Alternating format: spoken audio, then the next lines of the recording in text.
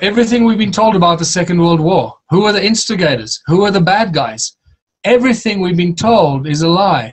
And when you start looking into it, you start to realize that Churchill played a far bigger role than most of us could have imagined in the aggressions and the crime and the unbelievable inhumane activity that was committed during the Second World War. Churchill seems to be the real villain, and not necessarily the people that everyone has been pointing fingers at. Remember, history is written by the victors, and they can write the history books whichever way they choose to. And this is how it's been all along. And the victors, as you may know by now, are the global elite and the royal bloodlines that have been holding us hostage, enslaving us as humanity for so many thousands of years. But now we're waking up, and we're starting to understand this enslavement on so many levels. So it seems to me that if all the most recent events, from the 9/11, from the moon landing, from the wars, the Second World War, the First World War, the Korean War, the Vietnam War, the Iraqi War, all these recent events, down to the Napoleonic Wars, to the ancient wars, what we actually know and don't know about Alexander the Great, how great he was for invading the world and killing and maiming and destroying people, how everything seems to be a false flag and manufactured and told by those who control the printing press, who control the media, who control the word of mouth of their time. And in ancient times, it was a certain group of people that controlled the knowledge and information that went out, and that knowledge and information was spread to the lands and to the people in the form and the way that they spread information in their day. In the 30s and the 40s, information was spread in a certain way, through mostly radio. Then television came in, and suddenly television became the voice and the instrument of spreading information. Newspapers, obviously, since the turn of the century and before that already, newspapers were a main carrier of information and disinformation and a propaganda tool for those who control the printing press. So you realize that everything we've been told is a lie. Everything seems to have been stacked for thousands of years to keep eroding the truth and keep growing the lie, so much so that we don't even have the foggiest idea what the truth may be or how far away from the truth we are. Because the best way to tell a lie, as you may or may not know, is to stick as close to the truth, but weave in some very shady information. That then makes it very difficult to distinguish the truth from the lies. But sometimes the lies can be so big that we simply cannot believe that it's a lie. And that was the Goebbels propaganda machine. And just like the United States government propaganda machine is all about, the lies are so huge that people simply cannot believe it. I mean, 9/11, there's still people in the USA that believe that a bunch of Arabs hijacked some planes and flew them into the towers. It's insane. They do no research. They simply buy and swallow what they've been fed by the media. So, now that we know that everything is a lie, it's quite possible that pretty much everything we've been told throughout our whole human history was a manufactured event to create a certain result, to have a certain result so they could then manipulate the people into doing certain things.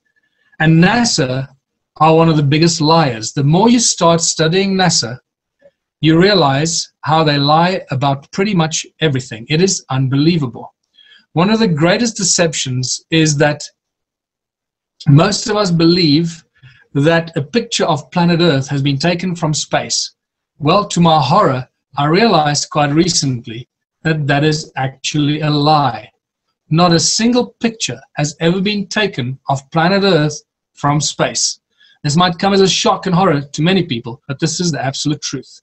It's called the Blue Marble, and the Blue Marble has gone through various stages. The first one taken in 1972, which is the most popular and the famous one, with Southern Africa, strangely enough, right at the center point. And the Blue Marble has taken on many shapes, and this is the guy that actually created the blue marble, a guy called Robert Simon. And he very proudly talks on his YouTube clips how he was given the task to create the perfect image of the ball Earth, of the planet, by using compilations of low Earth orbit images and compiling them together to create a complete image of what the Earth would look like from space. Okay? If you don't know this, please go and do your research, because now we're getting into the biggest lie of them all about NASA's space exploration and what's been going on right under our noses. And we're so dazzled and amazed by the lies because they're so big. We cannot imagine that somebody could possibly put together something so large and the lie that has been perpetuated on such a grand scale. So blue marble, Robert Simon, the creator of the image of our planet, which is a lie. This is one of the great examples that are often used, the difference between the blue marble in 2012 and then a year later in 2013, where you can see on the left the shape and size of the United States that takes up pretty much half of the world. And on the right-hand side, a year later, the United States has suddenly shrunk to be about half of the size it was a year before. Same, apparently, a picture from space. Right. If you believe that, you'll believe anything. And this is how NASA gets away with it. What I found fascinating, even when I watched the full 1.5 hours of the Apollo 11 1969 launch, what came to mind is the many thoughts I've had watching numerous launches of space shuttles and other rockets and other, satellite rockets that apparently take satellites into space and so forth. You never ever see a rocket go straight up into the sky. Surely the shortest way from Earth into space is straight up into the sky, not on some weird trajectory. And even in the Apollo 1969 footage, what I found absolutely shocking is that within about 3 minutes of the launch, Apollo 11 is not flying up into the sky. It's flying horizontally, and it's about 102 miles high. In fact, Apollo 11 never went higher than 102 miles into that part of our atmosphere, or mesosphere, or stratosphere, whatever it is called at that altitude. And they've got all kinds of reasons and very complicated technical and mathematical formulas that they bring you, which is all lies and BS, just to confuse those that don't have enough knowledge and information. And most people don't have enough knowledge and information. And this is why we buy all their BS all the time. We just swallow it up. So what I found is that the trajectory of pretty much all the rockets and shuttles launched by NASA are very, very strange. They never go up. It's always this weird trajectory.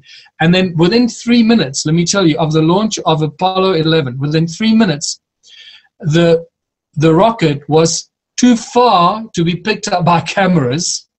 So what they then do, they switch to animation mode, and the rest of the world watch the entire Apollo mission and the moon landing in animation mode. That was the original Apollo moon landing.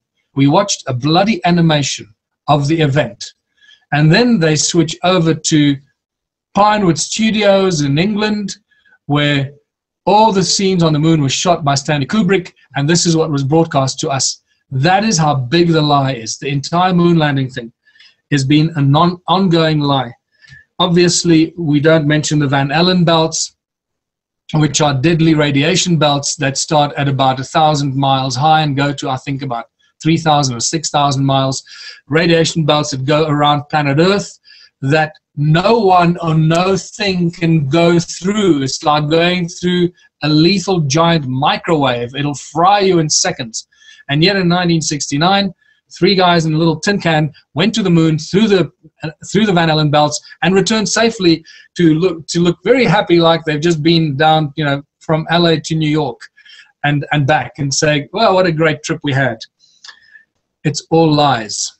So this brings us to where this whole thing of our ball Earth like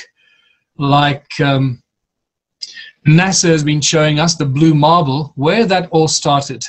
And it's fascinating because it actually only started in 1543 with this guy called Copernicus. Prior to that, pretty much all ancient cultures believed that the earth was flat.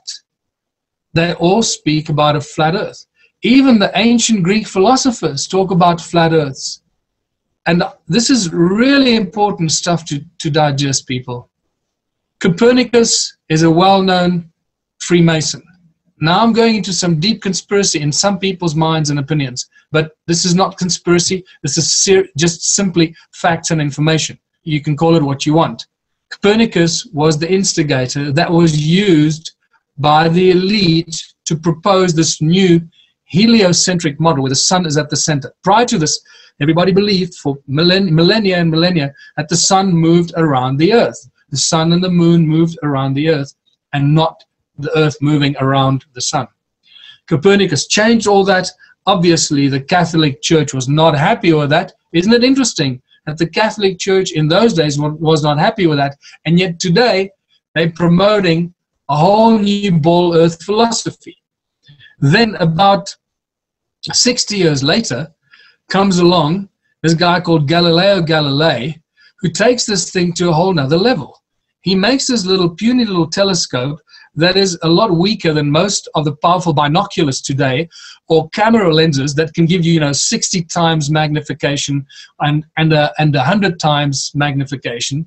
And Galileo Galilei miraculously sees the moons of Jupiter with his little telescope that magnifies only 30 times.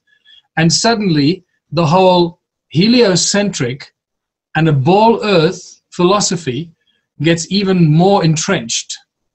And there it is. In fact, when you start doing a research, you find very little evidence, and I watched some interesting documentaries on this, that the earth is actually moving. And this was a shock to me, I must tell you. This was an absolute shock to me when very recently I watched a documentary. In fact, I posted it on my Facebook page because it blew my mind so much, where all the most current, recent scientists from all the universities, from Mika Koku, who you often see, all claiming that there is no real scientific evidence that the earth is moving through space.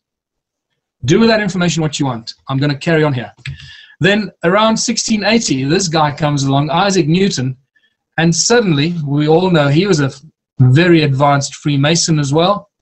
It's very important to keep tabs on this, people. All these instigators of new ideas and thoughts throughout pretty much all of human history are all renowned Freemasons, especially in the last 1,000 years. Okay. Or especially in the last 500 years, should I say. So Isaac Newton comes along and suddenly he brings this idea of gravity to us. And remember that this is an observation that he made, and suddenly gravity becomes a new force, something that we observe but we cannot explain. And it seems that it was all perfectly stacked new ideas to promote a whole new concept of a ball earth, where previously nobody cared about gravity because everybody knew the earth was flat. So suddenly you start seeing the evolution of the idea and the thought. And if you're new to this, keep your mind open, because I'm going to share some interesting things with you that are very easily explained. So gravity is this something that we observe, and when you ask any scientist or any astronomer, any mathematician, any physicist today to explain what gravity is and how it works, it cannot be explained. This was another thing that really blows your mind when you realize how little we know about something that we just take for granted and believe someone that wrote a whole bunch of rules and laws about this thing called gravity, this new force. Well, you'll find that all the things that we've covered, sound that gives rise to sound and resonance that give rise to magnetism, moving magnetic fields that give rise to electricity, and the manifestation of all matter and all everything in creation out of sound and resonance, and therefore everything has a magnetic capacity to it, because everything comes out of sound and resonance creates magnetic fields. Therefore, it is a lot easier to explain gravity.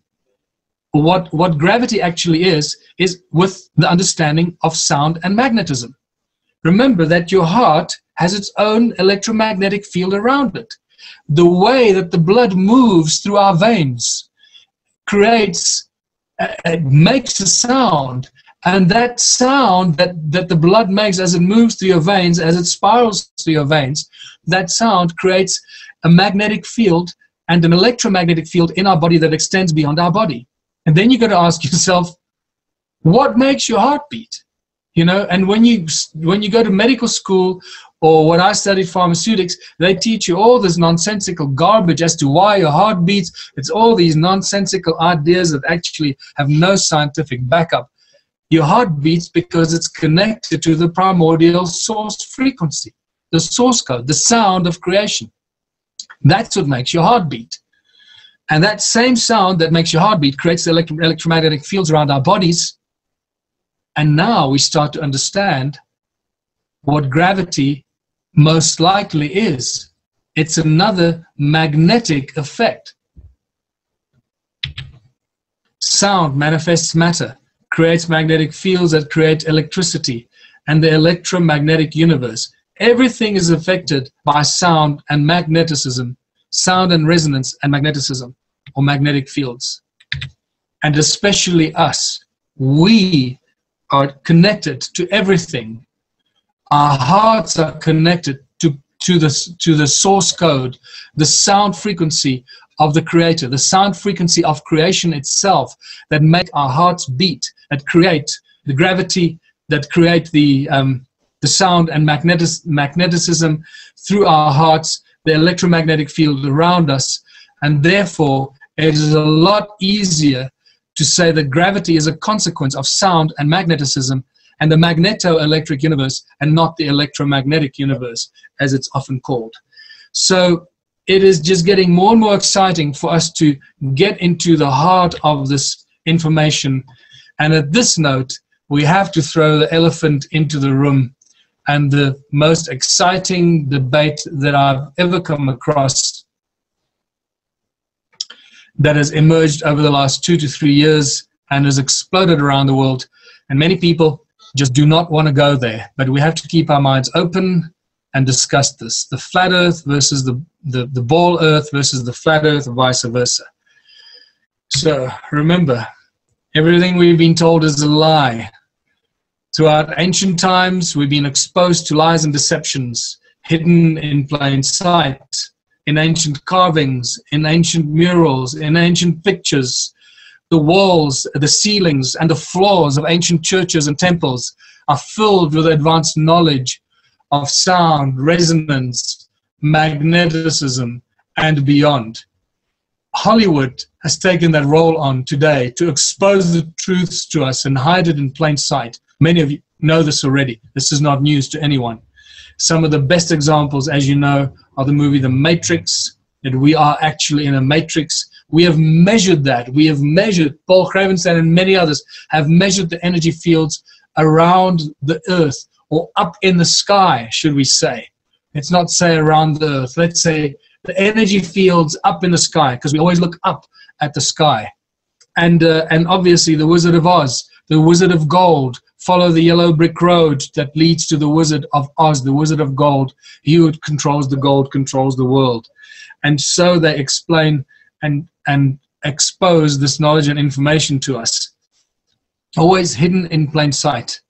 And this is what I find absolutely fascinating. The Truman Show is another one of those hidden in plain sight. The whole TV show was broadcast from the world's largest stage, film stage ever constructed, this giant dome, that this make-believe reality and this make-believe life of an entire town in the Truman Show was broadcast to the outside world. And sooner or later, Truman discovered that he was in a show, that he was not free, that he was under a dome, and that there was a way out. I find it fascinating that in recent times we have a book by Stephen King that's called Under the Dome. And that book was then turned into a TV show.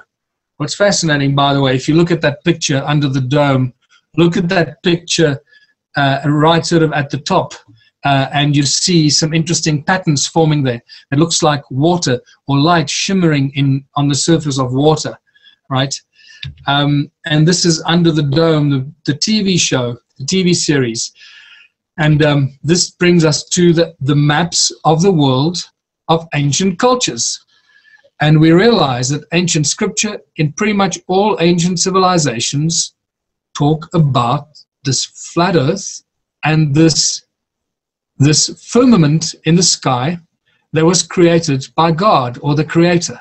It talks about how God creates the heavens and the earth, and how God then puts the firmament in the sky to separate the waters of the heavens from the waters of the earth.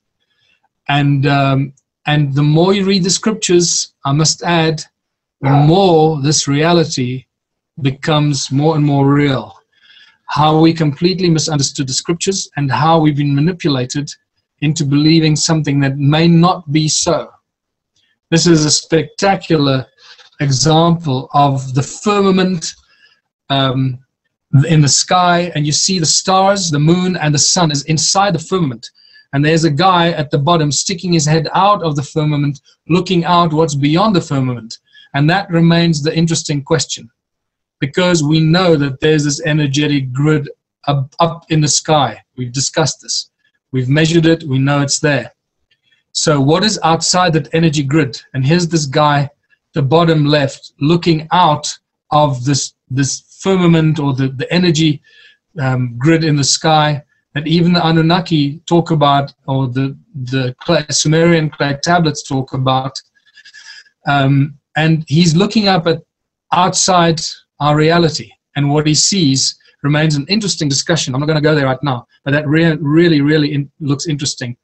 And you could almost, if you start reading Ezekiel, the images there might resemble something like Ezekiel describes in the Bible. And so let's look at some of the other ancient civilizations and how they depict the sky and the earth. And this is the Inca world, the Inca planet, flat earth, and the firmament around it. Here we have the Mayan firmament above the sky with the sun and the moon and the stars and the flat earth underneath it. And notice that the flat earth doesn't stop where the earth is. It actually goes and continues as a spherical form, a spherical shape underneath. And here we have a Navajo Indian firmament and the shape of the world. Again, from this dome, the firmament above the sky, to and going underneath.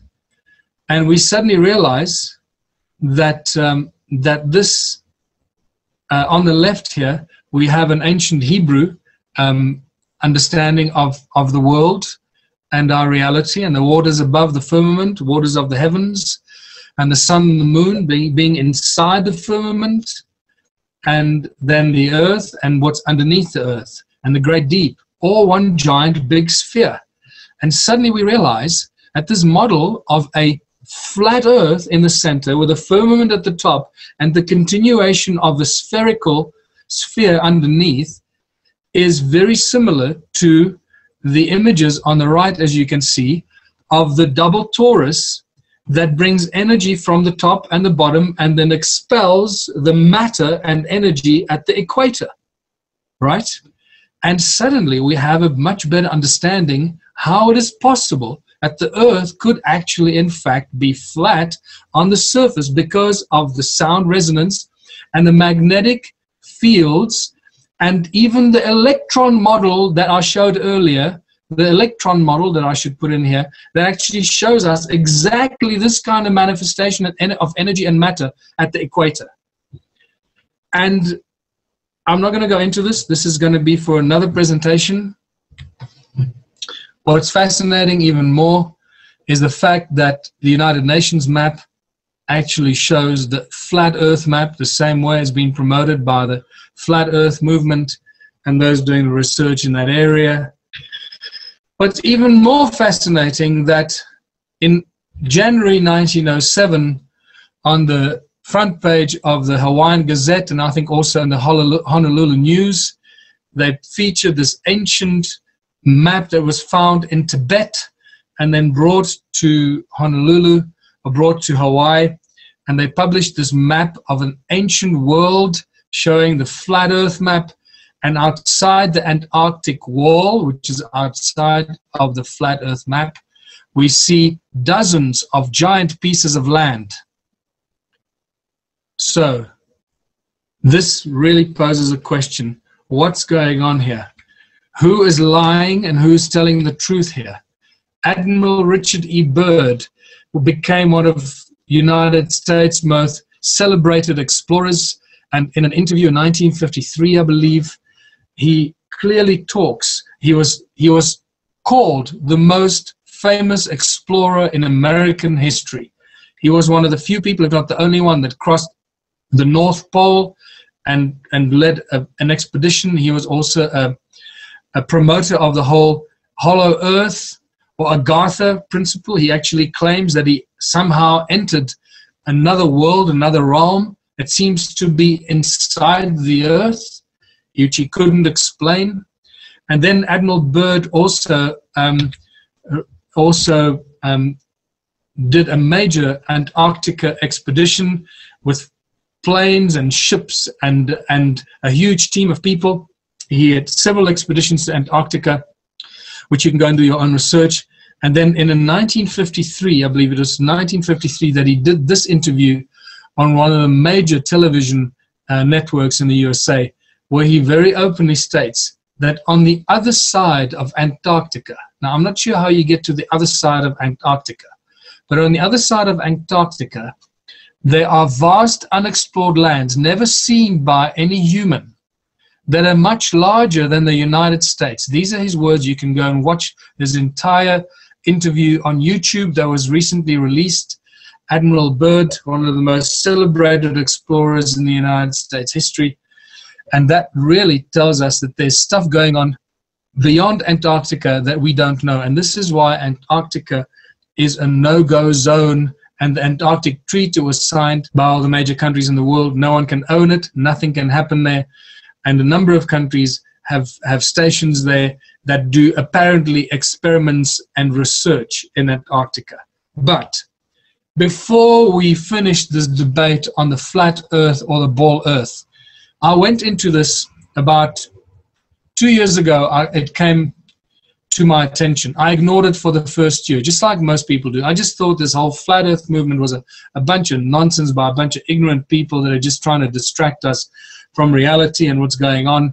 Just another distraction. And I thought there was possibly an infiltration by the elite to just confuse us. And then a year later, I started looking at it more seriously, and I thought, let me explore what these guys are saying. Let me see if there's any merit to what they say. So I was looking for some undeniable, irrefutable scientific facts that I could hook myself into. And I found that in the very simple realization that there is no curvature.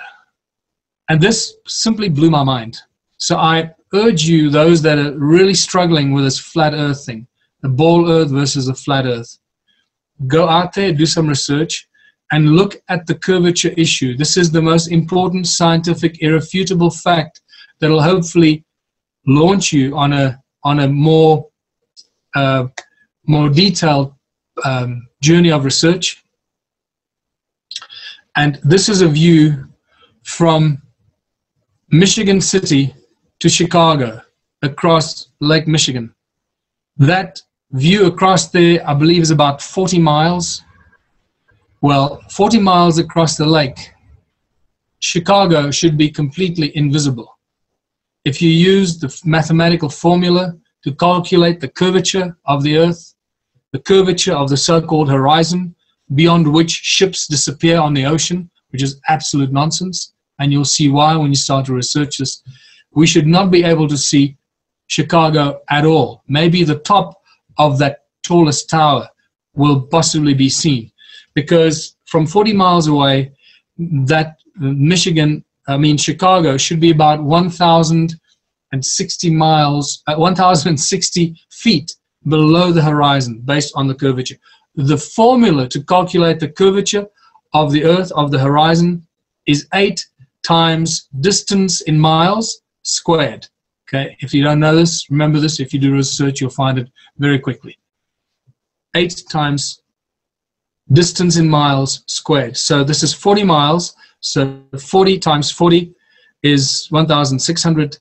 So it'll be 8 times 1,600, and you get the answer in inches. Do those numbers, and you'll see it's impossible to see Chicago from Michigan City if the Earth was a ball, and therefore there is no curvature. No curvature from any height.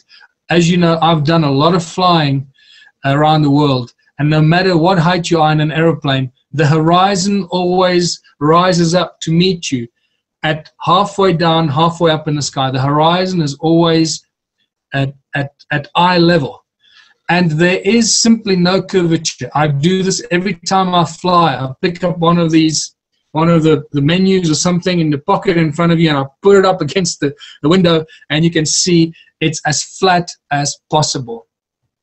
Here is another example. This Dinyang Bridge in China. It's 102 miles long. In 102 miles, there should be curvature of 6,900 feet. So from the one side to the other, you should not even be able to see the other side, and yet you do very, very clearly. The more you go and do your research, the more you realize that you can see across vast flat water space and see people walking on the beach where you should not be able to see them. So the only conclusion we can reach is the fact that you can see that there is no curvature. Here's one of the greatest researchers of our time, Auguste Piccard. Very few people know about him until you start doing this research, and you realize that the commander of the spaceship Enterprise in Star Trek is called Auguste Piccard, after this particular explorer, French explorer in 1931, that went up into space in his hot air balloon. He still holds the world record of going highest in his hot air balloon. I believe he went up something like 15 miles, or was it 16 kilometers high, or 56 kilometers. I'm sorry, I speak under correction now. And when he came back, they thought he got lost in space. And when he came back after 48 hours or so, obviously he became a highly celebrated individual. And in his description that was printed in Popular Science in 1931, he states very clearly that from up there, the Earth seemed a flat disk with upturned edges. No talk of any curvature. Well, we have the physical evidence, the photographs. There is no curvature. And we're getting to the end of this presentation, which I've really enjoyed putting together, because it brought into connectedness all the areas of knowledge of information, from science, from history, religion, ancient civilizations, tools and artifacts, cone-shaped tools, resonance, everything, including the flat Earth and the lies and deceptions of NASA. The fact that there is no curvature, people, and there is no curvature, please go and do this research for yourself. That means only one thing, that we cannot be living on a ball Earth. That's the only conclusion we can reach. So that is now the conclusion that I've reached, because I have found no curvature. The scientists of today very clearly tell us that there is no real scientific evidence, just conjecture and suggestions. No scientific evidence that the Earth is actually moving through space. There's a lot more to this, a lot more. But once you open this door, just like any other door that opens the door to the rabbit hole, you will find information that'll blow your mind. It will shake the foundations of everything you've been told, because it truly is the biggest lie we've been told, is the cover-up of the shape of the world we live on. And I believe that our understanding of sound and magnetic fields, as I've showed you, and how the torus shapes and the torus effect actually works of sound, matter, and magnetic effects, how that actually promotes the existence of a flat earth, of a flat piece of matter, of soil, of earth with water on it that is surrounded by an energetic field above and below. The sound, resonance, and the toroidal shape studies suggest that far more seriously than anything else. I hope this has given you some thought and insight, is that the flat earth thing is not just some crazy idea, some crazy people that want to distract us, but the fact that it actually affects everything. Our religion, our history, our science, our physics, our astronomy, our cosmology, and it now becomes the biggest lie that we've been told. So this brings us to the end of this presentation. It was more than 2 hours. It was 2.5 hours. I want to thank you for hanging around, and for apologizing for yesterday when we couldn't do this because of the power failure. The technology and the energy, the free energy, let us down. And I look forward to exploring this more, connecting more of these dots, and sharing more information. I have a lot more where this comes from, a lot more information, a lot more ideas, and as I say, the dots that are connecting. And I believe that our exploration of the stone circles of Southern Africa and what we find and measuring the energies are going to give us a lot more knowledge and a lot more understanding of what's really going on here. So I hope you enjoyed this, and have a beautiful day or a beautiful night, all depending where you are. And I'll catch you again very soon. I want to remind you that I'll be going to Brazil the first 2 weeks of December to have meetings with the Ubuntu team there, and meeting with several mayors that have already embraced the Ubuntu philosophy and our plan for one small town, that already want to implement this in Brazil. So I'll be meeting with at least one mayor and probably another 20 or 30 mayors that want to embrace and implement our one small town philosophy. That will change the world. So until later and further and the next time, have a good day and a good night.